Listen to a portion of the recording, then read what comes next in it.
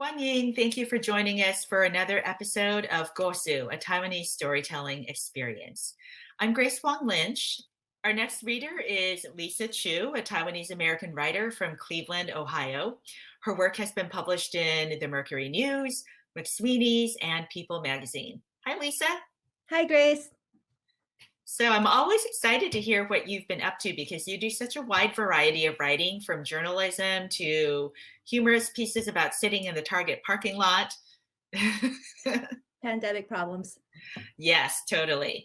And one thing I enjoy about your writing is that you often have a very light touch. There's a kind of humor in your writing, and I'm wondering if maybe we can talk a little bit about the role of humor in writing and in Taiwanese American stories in particular. Yeah, that's a great question, or something to think about. Um, I I think I've been writing this way for a long time. And part of it, I think, is growing up in the Midwest, as one of a few Taiwanese people in my neighborhood. Um, there, you said you see absurdity, and you see a lot of incongruous situations and start to make connections. And so I think sometimes humor was a way for me to cope with being different and trying to um, understand the world around me. You just Yeah. develop kind of a sensitivity to your surroundings, and just the way you observe and relate to what's around you. So that's been something that I think I've just been developing over the years. And that's what seems most natural to me. Um, Yeah, and it's often a way to talk about heavier issues without being so serious all the time, right?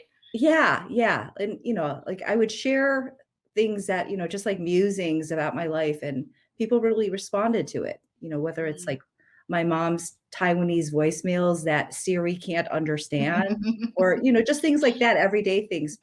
Um, but yeah, there's definitely has been some levity to what I write.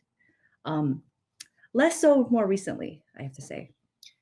Yeah, I think that we are definitely living in a time where things are heavier and more serious. But, I guess we're all kind of navigating how that works, and how do you talk about it, and how do you also not completely get dragged down by that all the Right, time. right, Yeah. right. So Lisa, I'd love to have you read an excerpt of your work in progress right now. Sure. I'll read an excerpt from Hungry Ghost.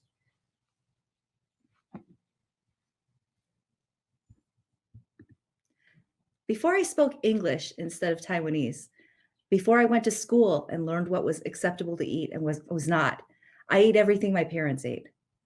The three of us would sit at our chrome-edged formica dining table in our Toronto apartment and feast on sliced beef shank, marinated pig's ear, tripe, liver, tongue. I had no qualms about eating offal. I particularly savored the soy sauce and brown sugar braised chicken feet my mom would buy from Chinatown.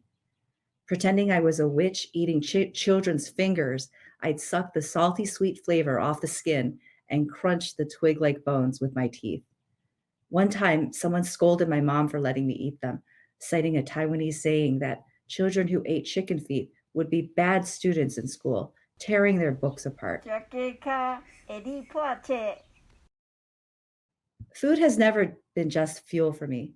It's feelings infused with my cultural heritage and influenced by societal expectations. For example, even though they are highly processed potato chip like snacks, Pringles will always have a special place in my heart and on my tongue and in my stomach because I associate them with language acquisition. I have fond memories of sitting on the sofa next to my mom, munching on the salty, hyperbolic paraboloids while watching Sesame Street to learn English. As my mom and I learned English in Canada, more Western foods began to make their way into our kitchen. When I was in kindergarten, I went through a lengthy Campbell's cream of anything, Campbell's cream of mushroom soup phase.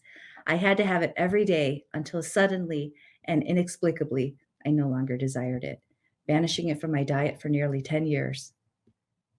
In eighth grade home economics class, I allowed it back into my life after learning how to prepare casseroles made with various Campbell's cream of anything soups. We moved to the US the summer before I started second grade, and I soon learned that it was not cool to like certain foods I enjoyed. In school, a teacher asked about our favorite and least favorite foods. Liver was unanimously despised. I was quiet and still as everyone around me raucously railed against organ meat. I started to eat more of what my American friends ate, and then I started obsessing over some of those foods. I was shameless about my gluttony, even as my dad chided me with Taiwanese food insults. Don't be a bangtang, a rice bucket, an empty, mindless vessel that has no purpose but to fill up with rice. Don't be a yao gui, a hungry ghost that greedily craves and is never satisfied. But I was a hungry ghost, devouring American junk food and pop culture. I marveled at all the sugary cereals and salty snacks I saw on TV commercials, lured by their catchy jingles and catchphrases. I'm cuckoo for Cocoa Puffs. I longed for Doritos and Cheetos, Ho-Hos and Twinkies, Frosted Flakes and Sugar Smacks. If you are what you eat, what you consume, what you crave, then I was Garfield, the lasagna-loving cat. I was Cookie Monster. I was Count Chocula and Frankenberry. I was a hungry hippo, snapping my jaws open to devour everything within my reach. In my mind, Chinese food equals home. American food equals away. Nearly every evening, our family prepared and ate Chinese food in our home, with steamed rice at dinner every night, until we gradually expanded our culinary horizons to include other foods: hamburgers, spaghetti, pizza. On weekends, my mom, sister, and I would spend the afternoon making savory homemade Chinese dumplings, rolling small circles of dough and filling each with a spoonful of ground pork, cabbage, ginger, garlic, soy sauce, and sesame oil. We would boil them, and I would happily put away an astonishing amount in one sitting. While I loved most of the Asian home-cooked foods Mom would prepare, I also longed for American food, particularly the lunches my classmates brought to school, filled with Frito-Lay and Hostess snacks. I was ashamed when my mom packed sushi for my school lunch and the kids questioned me about it. Some of the dishes our family prepared were ones I would never think to share with my American friends. They would probably recoil at the idea of rice congee with pork floss, fermented bean curd, and preserved radish omelet. They'd probably not appreciate my favorite meal, hot pot, where our family would gather around a boiling tureen of broth on the table and each add ingredients: thinly sliced beef, shrimp, fish balls, tofu cubes, napped cabbage, bean thread noodles. But if I felt like an outsider in America, I did in Asia too. In fifth grade, our family visited Taiwan to visit our relatives. I was 11 years old on our family's second trip there and feeling out of place, not Asian enough for Taiwan, nor American enough for the United States. Food helped me fit in with my Taiwanese cousins. One afternoon, we were playing games in the living room when we heard some sounds from outside. One of my cousins raced out and in a few minutes returned triumphantly. We surrounded him as he offered each of us what looked somewhat like fudgesicles. I held mine and looked confused. The dark brown rectangle on a stick was warm, not icy cold. My cousins didn't speak enough English, nor I enough Taiwanese, for us to communicate what this thing was. But they kept gesturing for me to eat it. My grandfather turned to my dad and said in Taiwanese, "Does she know what that is? Don't tell her." It was duck's blood cake, a traditional Taiwanese street snack. I bit off a little corner and was surprised by the savory taste of sticky short grain rice and soy sauce. It reminded me of the steamed rice dumplings wrapped in bamboo leaves my mom would prepare. As I gobbled down the rest of the warm, salty, non-popsicle, my grandfather looked at my dad and chuckled.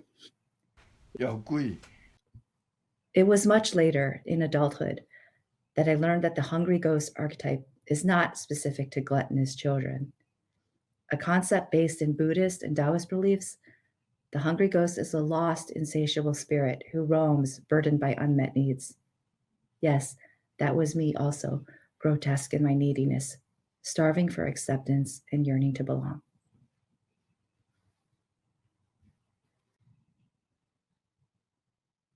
Oh, so beautiful, Lisa. I think I can relate to so many parts of that. I like both the Taiwanese food and I kind of like a cream of mushroom casserole once in a while too. Yeah, that was such a triumph when my mom learned how to make tuna noodle casserole. I'm like, "Yes, we are American now."